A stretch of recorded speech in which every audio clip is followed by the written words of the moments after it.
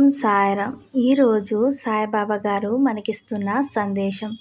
బిడ్డ, శ్రద్ధ, సబూరి కలిగిన భక్తుడికి హనుమంతుడు అండగా ఉంటాడు.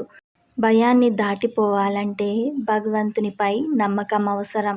హనుమంతుడు భక్తికి, శక్తికి ప్రతీకం. శ్రీరాముని సేవలో ఆయన అచంచలమైన విధేయత చూపినట్టే మనం కూడా నిస్వార్థంగా ధర్మ మార్గంలో నడవాలి. భగవంతుని సేవలో అంకిత భావంతో ఉంటే విజయం సొంతం అవుతుంది.